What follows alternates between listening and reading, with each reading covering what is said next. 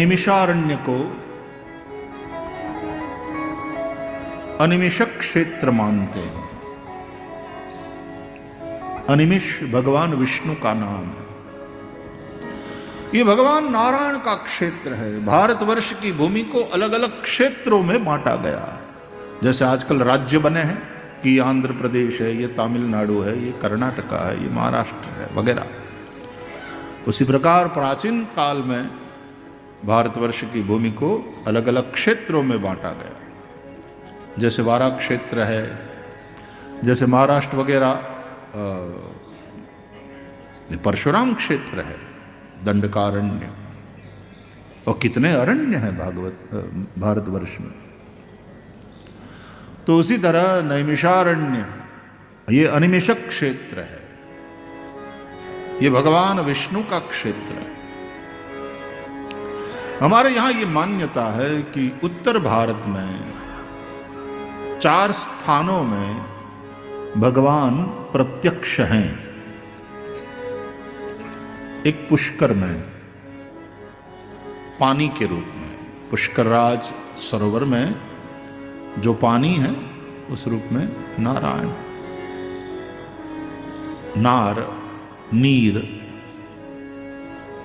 तो वहां नीर जो है पानी है, उस रूप में नारायण प्रत्यक्ष है। कमलाकार है पूरा वहां का वो भूगोल देखो। और ब्रह्मा जी का मंदिर है, जो बहुत ही कम मिलते हैं। ब्रह्मा जी के मंदिर पुष्कर में है।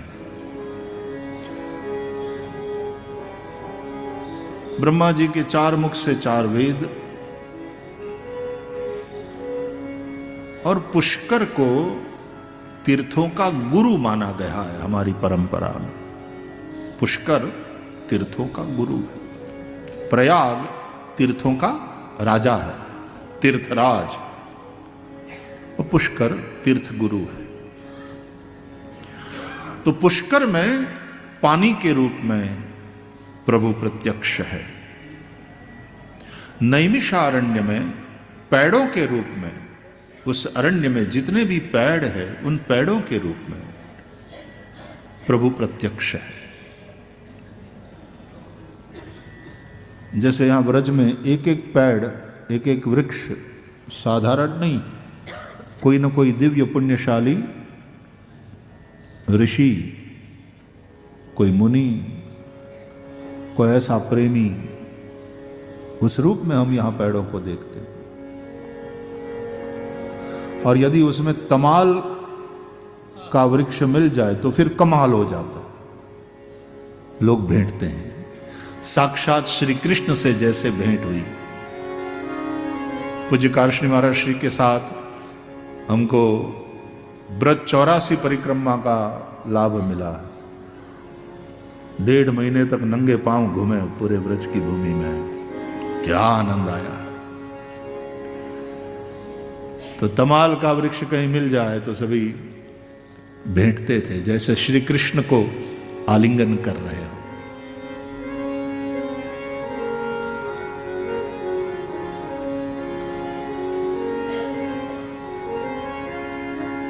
तो यहां पेड़ को हम साधारण वृक्ष के रूप में नहीं मानते।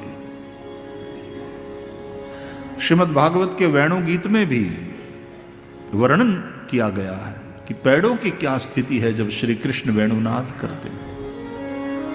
पर्वत, गोवर्धन, गिरी, उसकी क्या स्थिति है जब श्री कृष्ण वेणुनाद करते हैं।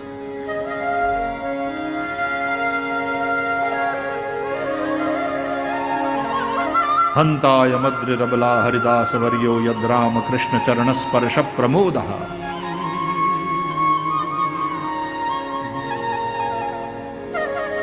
उन पेड़ों के घरोंदे में बैठे पंछियों की क्या स्थिति है।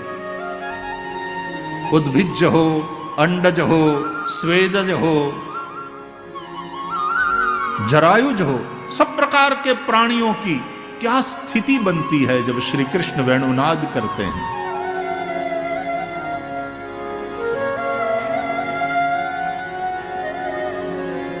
मृगों की क्या स्थिति है, पंछियों की क्या स्थिति है, और उसके अतिरिक्त देववनिता उनकी क्या स्थिति है जो विमान लेकर आई है भगवान श्री कृष्ण का दर्शन करने। तो व्रज में कोई साधारण नहीं है, न पर्वत साधारण है यहां का, न यहां के पेड़ साधारण है।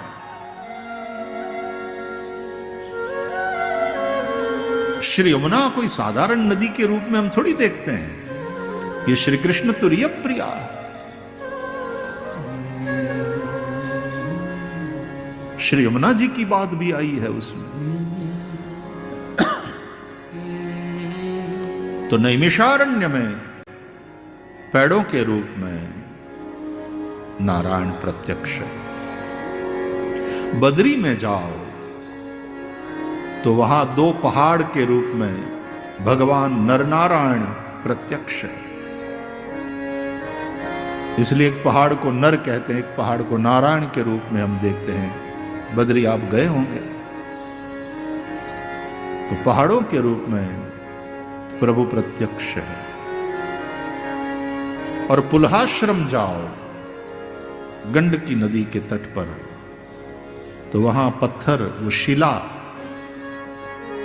शालिग्राम शिला, उस रूप में प्रभु प्रत्यक्ष है। इसलिए शालिग्राम शिला को हम साधारण पत्थर नहीं मानते। औरों की जिनकी भौतिक दृष्टि हो उनकी बात अलग, लेकिन हम वैष्णवों के लिए, भारतवासियों के लिए, हम सनातन धर्मावलंबियों के लिए शालिग्राम शिला का अत्यंत महत्व है। यहां तक कहा गया है कि नर्मदा से मिलने वाले नर्मदेश्वर में भगवान शिव नित्य निवास करते हैं। और गंडकी नदी से प्राप्त होने वाले भगवान शालिग्राम में भगवान विष्णु नित्य निवास करते हैं। शास्त्रों का तो यह कथन है कि शालिग्राम शिला में और नर्मदेश्वर में प्रतिष्ठा की भी आवश्यकता नहीं है, क्योंकि उसमें विष्णु और शिव नित्य निवास करते ही हैं। केवल भावात्मक आवाहन करिए। नर्मदेश्वर को बिल्व पत्र और शालिग्राम को तुलसी पत्र।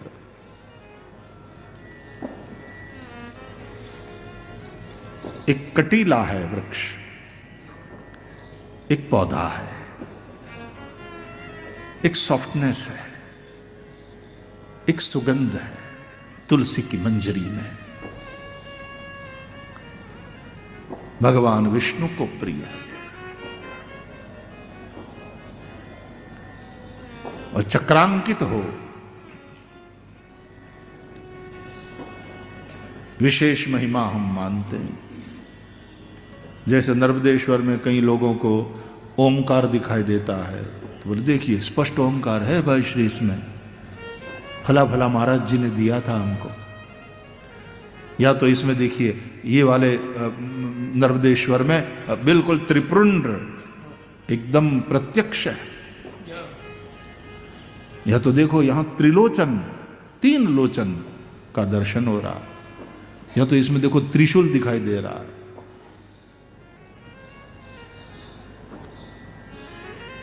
अरे शालिग्राम शिला की और नर्मदेश्वर की कौन कहे। आकाश में बनने वाले बादलों में भी अपने इष्ट का आकार प्रेमी देखता है। तो जहां जहां नजर मारी ठरे यादी भरी, त्यां आपनी जिधर देखता हूं उधर तू ही तू है।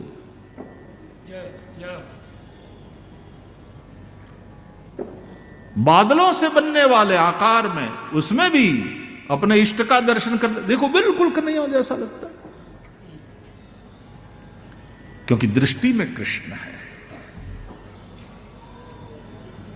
तो नैमिषारण्य अनिमिषक क्षेत्र है, भगवान नारायण का क्षेत्र है, गोमती का तट है। 88,000 ऋषियों की सभा वहां पर एकत्र है दीर्घ सत्र के लिए। रोज प्रातः हवन करते हैं और अपराह्न में श्री सुत जी के मुख से भगवान की मंगलमयी कथा का श्रवण करते हैं। शौनक जी ने संबोधन किया सुत जी को, अज्ञानध्वांत विध्वंस कोटि सूर्य समप्रभ। अज्ञान रूपी अंधकार को मिटाने में हे करोड़ों सूर्य समान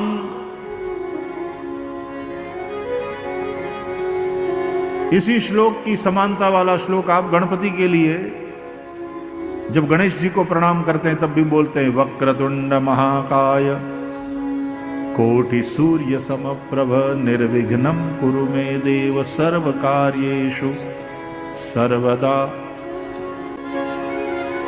सजयतु सिंधुरवदनो देवो यत्पाद पंकज स्मरणं वासरमणिरिव तमसां राशीन् नाशयति विघ्नानाम्।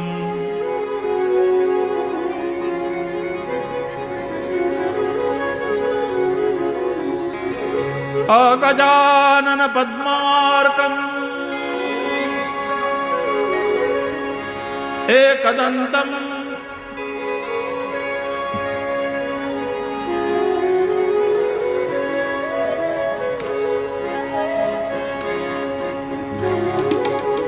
वैसे तो एक दंतम लेकिन अनेक दंत। अगजानन पद्मार्कम। अब वो अगजानन कहां है? वो गजानन है। गणेश जी गजानन है, लेकिन अगजानन पद्मार्कम। ऐसे ऐसे श्लोक रचे गए हैं विद्वान पुरुषों के द्वारा।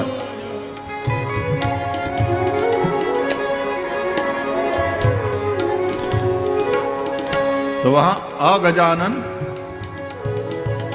का अर्थ है अग मतलब पर्वत, उसकी पुत्री अगजा यानी पार्वती, पर्वत की पुत्री पार्वती, हिमाचल सुता। उसका आनंद, पार्वती जी का चेहरा। अगजानन वो क्या है? बोले पद्म कमल की तरह। उस पद्म को खिलाने वाले, विकसित करने वाले अर्क सूर्य की तरह जो है वो गणेश जी। अपने बेटे को देखते ही पार्वती का मुख कमल खिल जाता, लाला मेरे बच्चे आ जा। अगजानन पद्मार्कम।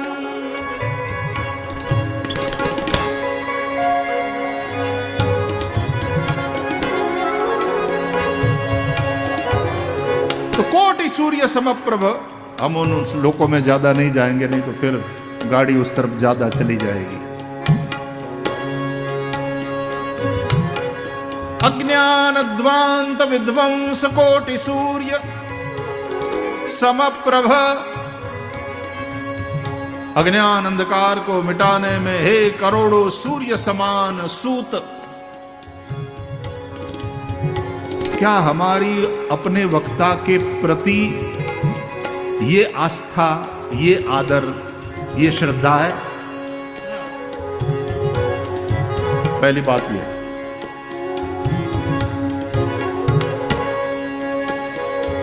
भाड़े से लाया गया हो और वो भी हळदर ने गांठिए गांधी थई गयो हो, ये थोड़ा इसलिए कोई भागवत के वक्ता की क्वालिटीज जो भागवत के महात्म्य में भगवान वेद व्यास जी ने बताई है वो लगातार बुलवा रही है ये बात। विरक्तो वैष्णवो विप्रो वेद शास्त्र विशुद्धिकृत दृष्टांत कुशलो धीरो वक्ता कार्योति निस्पृह। हम क्या इस श्लोक पर खरे उतरते हैं जो भागवत की व्यासपीठ पर बैठ करके संबोधन करते रहते हैं?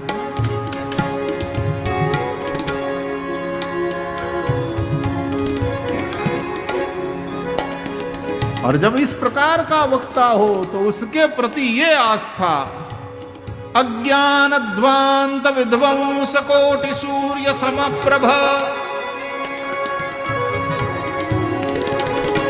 अज्ञान रूपी अंधकार को दूर करने मिटाने में कोटि सूर्य के समान नारायण पधारिए। कोटि सूर्य समप्रभ,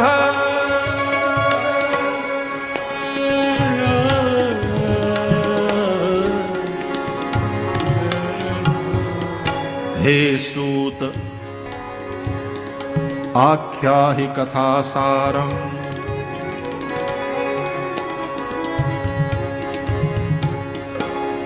यदि ग्रंथ में तुम्हारी श्रद्धा नहीं है, यदि वक्ता में तुम्हारा आदर नहीं है, यदि श्रवण का सत्कार नहीं है, तो जो भी समय संपत्ति शक्ति लगाया जाता है व्यर्थ। हाँ, थोड़ा बहुत तो फायदा होता ही है, क्योंकि इतना समय जो 7 दिन भगवन नाम स्मरण हुआ है, भाय कुभाय अनख आलसहु, नाम जपत मंगल दिशि दसहु।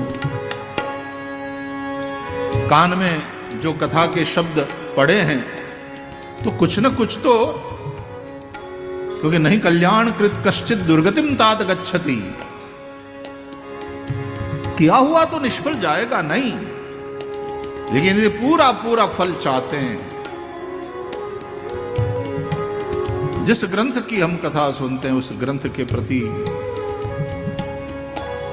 अनुराग है। श्रीमद् भागवत हमारा सर्वस्व है,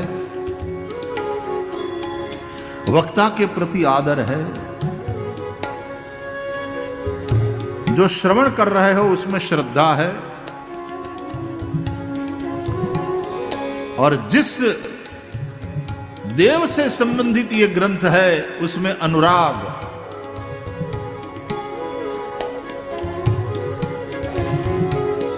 और इसलिए दशम स्कंद में राजा परीक्षित ने यह स्पष्ट किया, यच्छृण्वतोपैत्यरतिर्वितृष्णा सत्वं च शुद्ध्यत्यचिरेण पुंसः,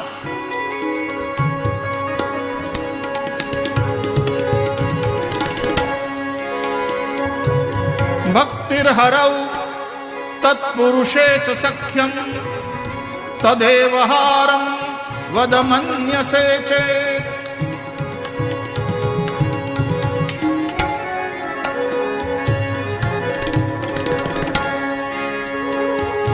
सुखदेव जी जैसे वक्ता हो, श्रीमद् भागवत जैसा विषय, तो क्या क्या कमाल हो सकती है। और राजा परीक्षित अपना अनुभव कह रहे हैं और दशम स्कंद में जाके बोल रहे हैं, इसलिए ये अनुभव है, ये फीडबैक है श्रोता का।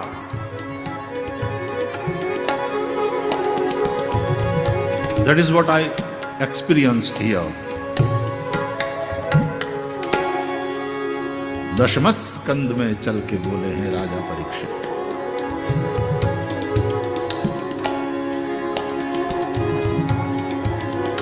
तो ग्रंथ, ग्रंथ का विषय, ग्रंथ का वक्ता और जो हमने श्रवण किया है उसका आदर का तात्पर्य है उस श्रवण के अनुसार करें, जीवन बनाएं, वो श्रवण का आदर। कोई बोले, कोई आज्ञा करे, गुरु आज्ञा करे और फिर हम उसका पालन न करें तो आदर थोड़ी हुआ। आज्ञा समन सुसाहिब सेवा।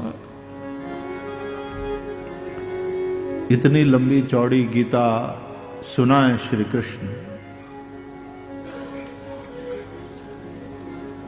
तेरा मोह नष्ट हुआ, कुछ समझ में आया, बुद्धि में बात बैठी।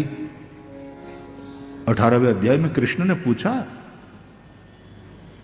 और अर्जुन ने कहा, हाँ, नष्टो मोह स्मृतिर्लब्धा त्वत्प्रसादान् मयाच्युत स्थितोस्मि गत संदेह। लेकिन नहीं, वहां लेकिन नहीं आया। वहां क्या आया इतना कहने के बाद? करिष्ये वचनं तव।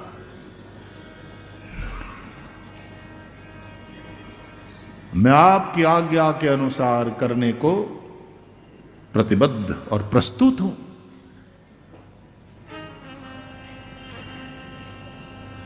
हम 7 दिन कथा श्रवण करें और फिर महाराज बात तो सब ठीक है, लेकिन हम ठहरे संसारी जीव। तो ये किन के लिए कहा गया? तुम ठहरे संसारी जीव, तो ये किन के लिए? सुखदेव जी ने मुंह किन के लिए खोला है? संसारिणाम करुणया, संसारिणाम करुणया पुराण गुह्यम।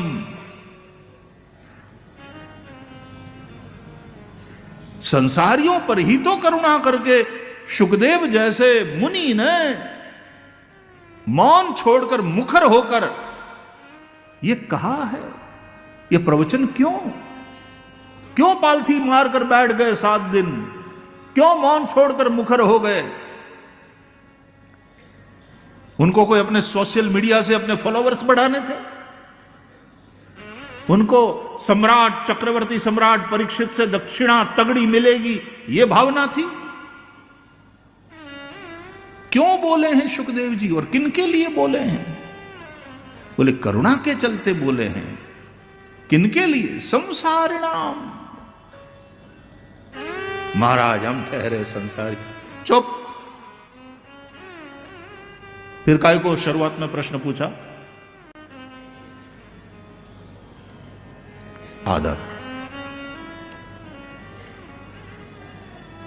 कथा को हम तमाशा बना दें, ये नहीं। और उस काल में भी कुछ न कुछ इस प्रकार की प्रवृत्ति तो होती ही होगी, तब जाकर के व्यास जी ने लिखना पड़ा विप्रैर भागवती वार्ता गेहे गेहे जने जने कारिता कणलोभेन कथा सारस ततो गतः।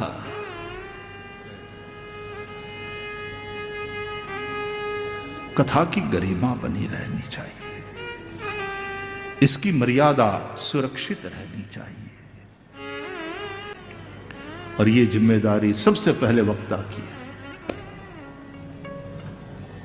फिर आयोजक की, फिर श्रोताओं की, लेकिन सबसे पहले वक्ता की जिम्मेदारी है। इसलिए जे यह गावही चरित संभारे, जे गावही यह चरित संभारे, ते एहि ताल चतुर रखवारे। वे रक्षक है। तुलसीदास जी कहते हैं वे इस मानस सरोवर के यानी इस कथा के रक्षक है। और रक्षक चतुर, अलर्ट होना चाहिए, पूरी मर्यादा के साथ जो गायन करते हैं, इसको तमाशा न बनाया जाए।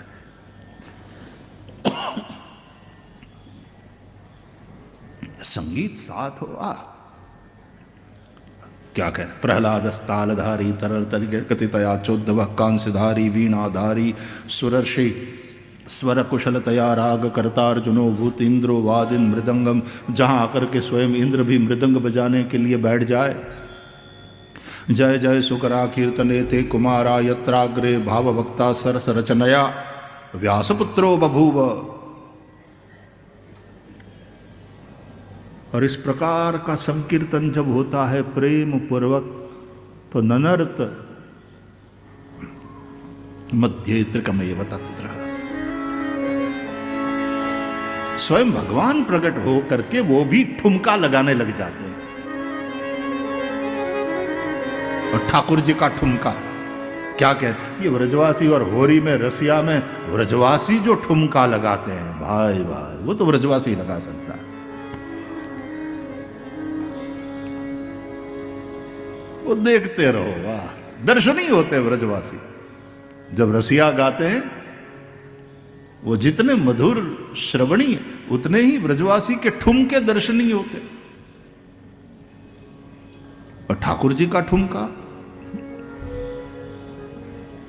इस प्रकार से यदि कीर्तन करें तो स्वयं ठाकुर जी भी आकर के ठुमका लगाते हैं।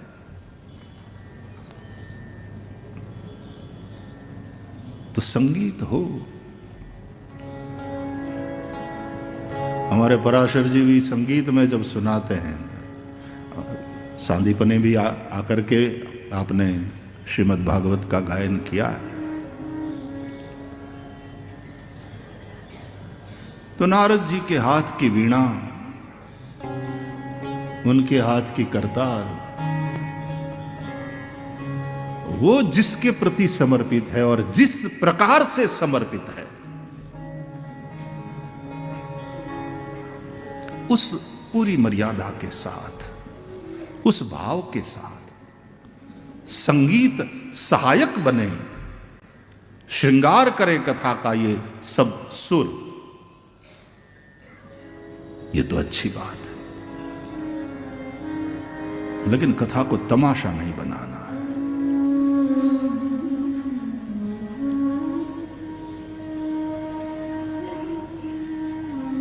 कथा अपने आप में ही रस है। कम रसम के रसे स्थितिम करोति या सा कथा।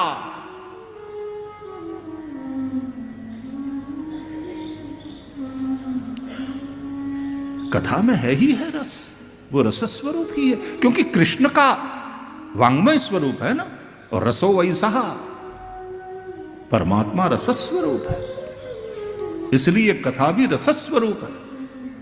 कथा क्यों आनंद देती है? इस रस के चलते ही। रसम ह्येवायम लब्ध्वा आनंदी भवति।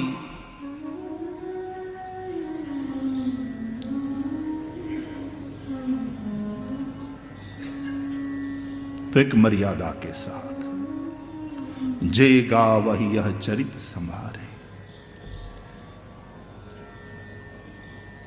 ते एहि ताल चतुर रखवारे। इसलिए सबसे पहली जिम्मेदारी वक्ता की है। कथा की मर्यादा बनी रहे, कथा का महात्म्य बना रहे, कथा की सात्विकता, और इसलिए वक्ता का स्वयं का स्वाध्याय और भजन, साधना